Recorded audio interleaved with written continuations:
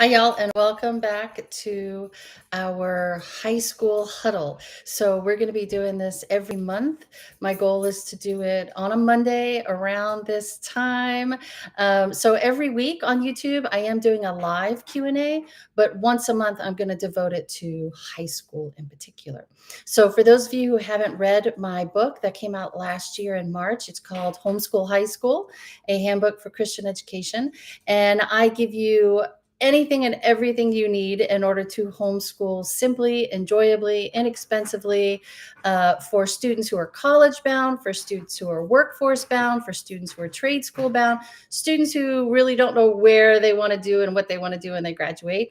And it also covers how to homeschool traditionally, non-traditionally, if you're Charlotte Mason, how to do it, if you're classical, how to do it, if you're eclectic, how to do it. Literally, I have it all in there. So if you haven't read that book and you have an 8th grader or a high schooler, make sure you go and you get that. You could get it at Amazon. You could also get it on Audible and christianbooks.com. However, go ahead and listen to it on Audible, but once you listen to it, I think you're going to want to get the actual paperback so that you can highlight and dog ear all the different pages. The appendix is worth the price in itself. Okay, so again, you could get that at Amazon, christianbooks.com, Audible, Kindle, paperback, all that. So today, I did have a couple of you send in some questions during the week. And actually, this past week, I had a coffee date or a one-on-one coaching session with a mom who has a homeschool athlete. And so this question keeps coming up. So I thought today I would talk about two things in particular. And then, of course, as you join in, if you have any questions in particular about high school, go ahead and put it in the chat. And then I will make sure I get to those before we end. Okay. So like I said, when I was meeting with this mom, when we were doing our coaching session, she has a high school athlete who's in competitive sports. Her goal is to play a collegiate sport, and also hopefully perhaps move on from there. Okay, so a lot of moms, a lot of dads in particular, will think that they can't homeschool the high school years if they have an athlete who wants to compete. Right? Or who wants to play it at the collegiate level. That's a faux pas. Of course they can. Homeschool athletes get spotted, get recruited. They go to colleges, they play collegiate sports, they get scholarships, they get accepted, they're eligible, all those things. So don't listen to people who tell you that they can't, okay, because they can. Right off the top of my head, Tim Tebow, for one. I mean, he went pro and he homeschooled all the way through high school. And he also kids sometimes that the first class he was ever in was at the University of Florida. It was a biology class, I think. So my son, he played collegiate sports. Many of his friends who homeschooled, who compete in the sports world and who wanted to play collegiate sports went on to do that with scholarships, with eligibility. So don't listen to someone who tells you that it's not possible. Okay. So I just wanted to put that out there. It is possible. It is doable. Okay. Now let's talk about, first of all, NCAA. So if you have a athlete who's in the high school arena, high school age, right? And they want to play, they're competitive and they want to play at the collegiate level. You already know what NCAA is, okay? And you know that your student is going to preferably be eligible when they graduate high school, so that when coaches scout them out and give them scholarships and bring them to their school to play in their sports program, they can technically play their freshman year and not get redshirted. Okay. Now, keep in mind, there's a lot of public school kids who have a high school diploma from an accredited public school, who follows all the NCAA requirements, who graduate high school, get recruited, get scholarships, go off to play at the collegiate level, and they're even redshirted or not eligible their freshman year, or they choose for various reasons to be redshirted. So keep in mind, your student, your senior when he graduates, might not have eligibility status, but it's not going to be because he homeschooled. It might be for various reasons. Okay. So what I want to do is explain to you what the requirements are for homeschool athletes, so that if your student does want to play, and be eligible his freshman year and not get redshirted or choose to redshirt there's various reasons why athletes do that voluntarily. But anyway, let's talk about what NCAA requires first. Now, there's Division I, Division II, Division III. Division I requirements are the most strenuous, but they're actually not that strenuous, just so you know. And then, so what I'm going to do is I'm going to explain Division I schools and NCAA eligibility requirements, because if your student meets these, then if he's recruited by Division II or a Division III school, you're not going to have to worry about it because the requirements are less and the GPA is less. Okay. So first of all, when it comes to being a homeschool athlete, NCAA looks at homeschoolers in two different ways. Okay. So if your student, and it depends on the state you live in as well, and how your state, you legally homeschool in your state. Okay.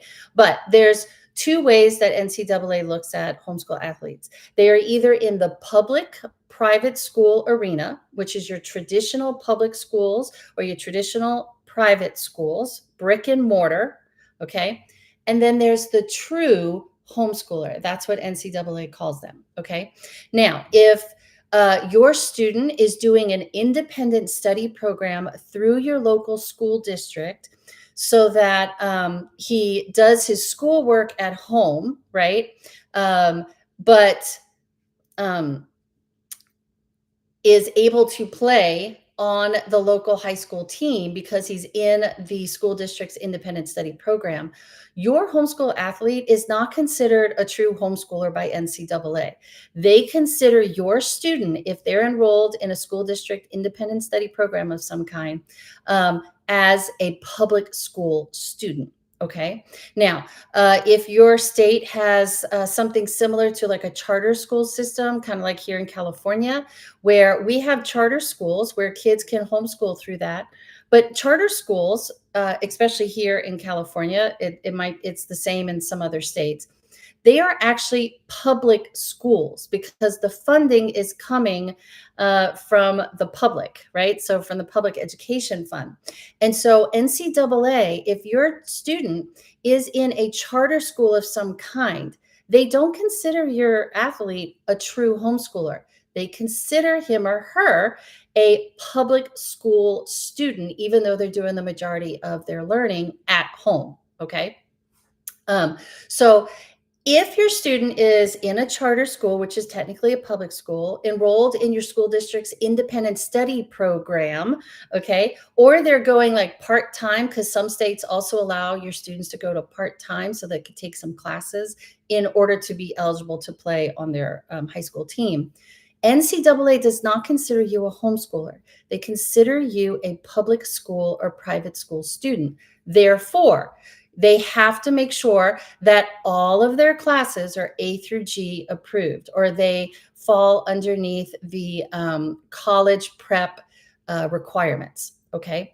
So don't let someone tell you just because you're a homeschooler, they're doing most of their stuff at home, but you're enrolled in the independent study program with your school district, or you're enrolled in a charter school. NCAA does not consider you a homeschooler. So therefore, all of the classes, courses, subjects that they learn have to be A through G approved. Okay. And the classes have to come from an accredited institution or an accredited public school or private school. Okay. Now, if you live in one of the more moderate or very flex homeschooling states, California is one of them, Arizona, Utah, Idaho, okay, Texas, where there's very minimal requirements for high school graduation or earning a diploma, or there's none. It's determined by the parents themselves. And you are doing, the parent is the majority, the students, most of the students teacher most of the time. Okay. Even if you farm it out to different classes, which I'll talk about in a second. But if you're not enrolled in a independent study program or a charter school or part-time with your high school down the street, and you file a private school affidavit. Maybe that's how your state does it, or you just send in a letter of intent with your school district. You are the principal, you are the teacher, you are the main person, right? Then NCAA considers you a true homeschooler. Therefore, your student still has to do all the required courses, but they don't have to be A through G approved. Okay. Now, so first of all, let me tell you what Division One requirements are for a student to be an athlete to be considered eligible. Okay. So first of all, they have to have 3 years of English. All right. And it just says English. So you could determine what those Englishes are. So it could be straight up English 9, English 10, English 11. That's usually how most of us denoted on transcripts. It could be American Lit if you want, or British Lit, but basically it's English where they're reading and they're writing at the high school level. Okay. So they need, 4 years of that. So you have English 9, English 10, English 11, English 12. They have to have 3 years of math. All right. So algebra 1, geometry, algebra 2, only 3. All right. They have to have 2 years of sciences, one being biological, one being a natural or a physical science. Okay. And then they have to have one more additional credit or year of either English, math, or science. Okay. So if your student really loves English and reading and writing, even though he did 4 years, he could do some other English course, right? So that could be a journalism course. It could be a speech and debate course. It could be something that is in the communication realm. And that would be a fifth or that 1 year of extra English. Okay. Or he could do one more year of math. So instead of just doing the 3 years of math that's required, he could do a fourth year. And then that meets that additional 1 year credit. Or they could do one more year of science, right? So maybe they do biology and then they do human anatomy and physiology and then some sort of physical science or chemistry. Okay. And then they have to have 2 years of social sciences. So that's your histories, right? Okay. Doesn't say what kind, just says social sciences. And then they have to have 4 years of, and so this would basically be one a year, okay, of either a foreign language. So they could do 1 year of foreign language or 2 years of foreign language, which is what a lot of traditional students do, or another option, they could do some sort of philosophy or comparative religions type of thing. Okay. So those are the accepted extra classes that they need to take. All right. So they need 4 years of it, or like I said, one per year. All right. So in summary, they definitely need 4 years of English. They need 3 years of math. They need 2 years of science, 2 years of social science, one extra year of either English, math, or science, and then we'll just call them electives, but they're kind of specific on what the electives are accepted. 4 years or 4 units of either foreign language classes, comparative religion classes that's not Christian or a specific religion, just comparative religions, or philosophy of some kind. Okay. Those are the requirements of the kind of classes they need to take or learn. Okay. Then they also have to have at least a 2.3 grade point average. All right. Now, when it comes to the requirements, the different classes that or the subjects that they need to learn, that's really important for NCAA. The grade point average is real important for the coaches. Because they give up a spot on their teams, give you all of that money for scholarships, to find out when you get there freshman year that your student's not a good student and they don't have the grade and they're going to be redshirted, or they play, but then they can't keep up with their studies and they have to be benched for the year. And then now the coach is out. A starter he was anticipating having, he gave up a spot on that. He gave you this awesome scholarship. Okay. So all that kind of stuff. So what I'm saying is when coaches call or talk to your student, right, when they first contact them and when they go to NCAA, their first question is, tell me about your grades. What's your grade point average? Are you an A student? You're a B student? You're a C student? Why is that? Okay. Because they really only want to talk to students, at least in the beginning, who have at least a 2.3 grade point average. They want to make sure that they're investing in a student who can hang for the next 4 years at the college level academically as well as athletically. Okay, so keep that in mind. Now, if you are in a charter school, independent study program, part-time at your public school, and you're getting a diploma and transcript from that accredited institution, don't worry about all this, because your high school counselors are going to make sure that all these things are taken care of, and he or she's going to graduate with what they need. Okay, it's your student's job to get good grades in it so they at least have a 2.3. Now, if you are considered a true homeschooler, you file your own affidavit or just a letter of intent, and you are your student's principal, teacher, primary source of education, okay, whether you farm out classes here and there or not, then you are a true homeschooler in the eyes of NCAA. And so it's the same requirements for your student, but they can meet those requirements in a way that meets their needs and their learning styles. It's time consuming for us as the mom or the parent. It's not hard, but it's time consuming, because now what we need to do is we need to fill in a course description, a course sheet for every single subject they learn or course they take or class they take. So you can get these forms either in my book. I give some examples in the back in the appendix of my book. But in order to get, it's called the NCAA Homeschool Toolkit. Everything you need, if you're considered a true homeschooler, these course requirements, everything I'm telling to you right now, all of that can be found in this packet. And I'll put the link in the show notes so that you can go and get that. So like I said, it's time consuming for us, the parents, to fill those in. They ask questions like, what curriculum did they use? How were they assessed? What was their grade? When did they take it? What was the syllabus? You know, all that kind of stuff. It's very tedious. It's time consuming, but it's not hard. Okay. So you as the parent and administrator need to fill those in at the end of each year after your student has completed each of these different requirements. Okay. So what you want your athlete to do, if they're a freshman, you want them to go to the NCAA Eligibility Center website. I'll put that link in the show notes as well. As a freshman, go sign up, get your student's NCAA number. Okay. That way, this year as a freshman, or maybe his sophomore or junior year is usually when it starts to really pick up. When coaches are interested in your student, they are going to contact NCAA and they're going to say, hey, I need to know about Joe Smith. Here's his NCAA ID number. Okay. And then NCAA will then contact you and say, all right, we have a coach from University of Florida, USC, UCLA, who's interested in your student. We need to start checking his or her eligibility. And that's when you start sending in all of those forms and proving that your student is meeting each of these Division I requirements. Okay.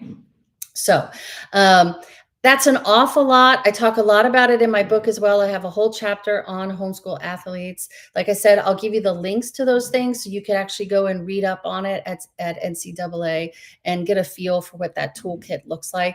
And you can read their requirements to figure out if you're a true homeschooler, where you have more flexibility in how the students are earning these different credits and how to record it. Or if they're not considered a true homeschooler, even though they're doing a lot of work at home, that they're considered public school and it all has to be A through G. Okay. So hopefully that kind of gives you an idea of the NCAA requirements and what your student needs to do. It used to be where NCAA had a sliding scale with the SATs and the ACTs where they had to take them, but the score you needed to get depended on your grade point average. So the higher your grade point average, the lower the SAT or ACT score your student needed. Now, it's not mandatory that they take those. It just depends on the school. So some schools want the homeschool athlete to take the ACT and SAT, but the scores don't need to be super high because they look more at the GPA and if you're meeting those requirements. Okay. Now, some students like to play collegiate sports with a school that is NAIA, and they have they have less requirements for eligibility. But the thing with NAIA, if your student is being recruited by a school that is NAIA instead of NCAA, is they don't start checking homeschoolers and their eligibility until after they graduate. Okay. So that could be kind of a pain. It could make you and the coaches on pins and needles for a while. You know the kid's going to be eligible. You know your student has done everything, but the coach doesn't, because NAIA doesn't really start checking for your student's eligibility until they officially graduate high school. Okay. Then at that point, they start asking for letters of recommendation, the official transcript that you create, and things like that.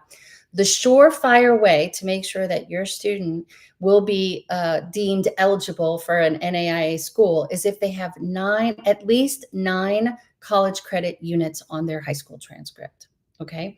So if you have a junior or a senior that you're homeschooling and they think one of the schools or some of the schools they want to go to and play collegiate sports is an NAIA school, then I highly recommend their junior or senior year, they take at least 3 classes at the local community college so that they're getting high school credit and college credit at the same time, so that on their high school transcript, they have at least 9 units or 3 classes at the college level. At that point, NAIA will pretty much deem them eligible, but you just have to wait until after they graduate for them to look into it and deem your student eligible. Okay. All right. So like I said, there's a whole lot when it comes to NCAA. You could go to the website. I'll put the link so that you could see that. If you have even more specific questions or more personalized kind of questions, feel free to set up a one-on-one coaching session like the other mom did last week that actually brought up this question that I wanted to share with you guys. Then I could help you and your student come up with your goals and your course of study for the next 4 years so that they do meet the NCAA requirements. Okay. All right. Before we run out of time, another question that a mom sent in for this month's high school huddle was about AI. And she has a high schooler, I think it was a sophomore. And she's kind of leery on, should I allow my son use AI? If so, how? Isn't that cheating? You know, the whole thing. We all have our own opinions on AI. Okay. But a couple of things to think about when it comes to should you or should you not allow your student to use AI for their high school help or assignments and things like that. A couple of things to think about. When they do go off to college, the majority of the colleges nowadays have strict AI policies. Okay. So they can be expelled, they can fail a class, they can be kicked out because they consider many of the colleges now consider using AI as plagiarism and things like that. Okay. So keep that in mind. However, many of the universities as well and the professors will be on 2 sides of this coin. Okay. So in the humanities, so the Englishes and things like that, philosophy and stuff like that, those professors will not want your student to use AI at all for understandable reasons. They don't want papers written by AI. They want papers written by your student. They want your student's thoughts, not AI's thoughts. So usually the English professors, the humanity professors are very strict on don't use AI whatsoever. Okay. However, on this side, you've got the professors in the College of the Business, Entrepreneurship, some of the sciences, economics, those kind of areas, communication, those kinds of degrees and areas. Those professors tend to tell the college students, their students in their classes, look, don't use AI to cheat and do your work. However, in today's business world, we're using AI. We're using it to help us with business plans and emails and correspondence and stuff like that. So they encourage them to learn how to use AI ethically, to help them with business plans and things like that. Okay. So just like with all other technology, you want to impress upon your student, if they're going to be using some sort of AI, to use it ethically, right? To not use it as a way to cheat, to not have the AI do all of their work for them. Okay. Now, for obvious reasons, okay, because we want future bosses, architects, doctors to be able to think and write their own stuff. Okay. However, AI can be it can be used as a very helpful study tool. Okay. So, for instance, you can tell AI, like your student, maybe he's preparing for a biology exam, right? Or a biology test. Maybe he's taking a class at your local co op, a biology course, and he's got a big test coming up and he's studying for it. Okay. You can use AI as a study partner or as a tutor, right? And you could give details to AI about, these are the different topics that we learned about. These are some of the vocabulary words I need to know. These are some of the things that I need to label. These were some of the dissections that I did. These were some of the study questions that my teacher gave me. Would you please create for me a multiple choice test or an essay test, or a lab kind of discussion that my teacher might give me so that I can take a practice test or prepare for this test this way, right? And then AI will take all of the specifics you gave them about, what's in chapter 1, 2, and 3, and create different tests or study sheets for you. Okay, it's pretty cool. It can be a study tool like that. You can use it that way and it's not cheating. You can also use it like if your student is going to be interviewing for a volunteer position or an internship. You could again tell AI, this is what I'm applying for. This is what they're looking for. These are my qualifications. These are some of the things that they're looking for in a candidate. Come up with some interview questions for me. And then when I answer them, respond to me with follow-up questions, and then give me feedback. And you can have a mock interview that will help help your child or student teen prepare for some sort of interview that might be coming up. Okay. Your student can use AI for some of the beginning grunt work of research, but you always want to verify, right? So look at AI, I'm dating myself, as your card catalog at your local library, okay? So in the old days, if we had to do a research report on, say, lymphoma, we would go to the local library, we would go to the card catalog, and we would search through it for different books and research articles on the file for things on lymphoma, right?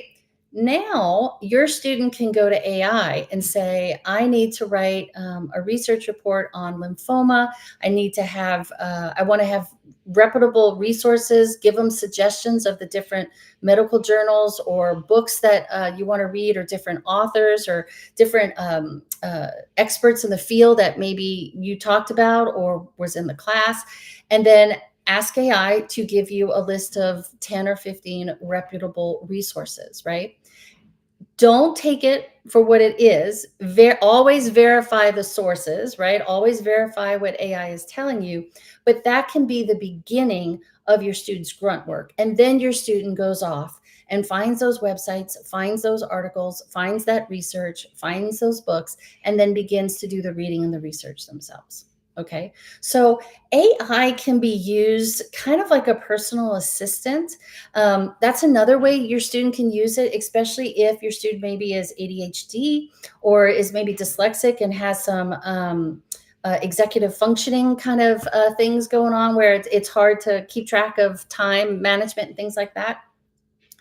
Your ADHD kid could literally Tell AI, look, these are the tests I have this week. These are the practices I have. These are the obligations I need to do. These are the chores I have to complete. This is my work schedule. Would you please come up with what my week should look like? I can only spend this much time doing this, and I need whatever, right? And AI will help them create a schedule or a checklist that will help them manage their time and get their assignments and all their responsibilities done. All right. So, just like anything else out there, AI can be used for bad or AI can be used for good.